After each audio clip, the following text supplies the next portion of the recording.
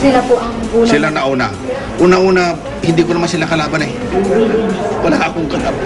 Tinadyakan nyo na ang uri. Tinadyakan ko, yan na, natadyakan ko siya. Bakit po?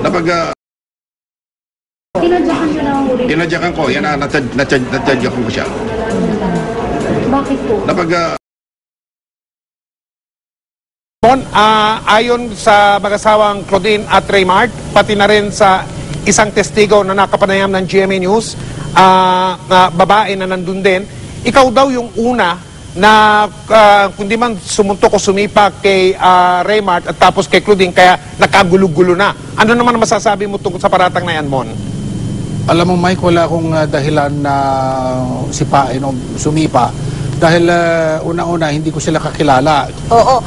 Mon, mawalang galang na, no, bilang isang babae. Alright? Nakapanayam ko kanina isang saksi. At sabi niya, babae rin to, kitang-kita daw niya nung sipain mo si Claudine. At nasasaktan siya dahil babae daw babae Ito ba ay kagawian ni Mon Tulfo na manakit ng kababaihan, Mon? Malayo yan sa mga Tulfo, lalo sa akin na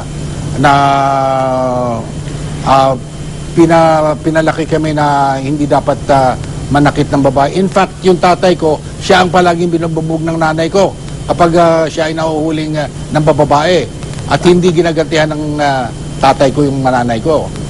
Oh. Lumaki kami ng ganon. Di ginagalang namin babae. Ang babae kasi ay minamahal at hindi sinasaktan.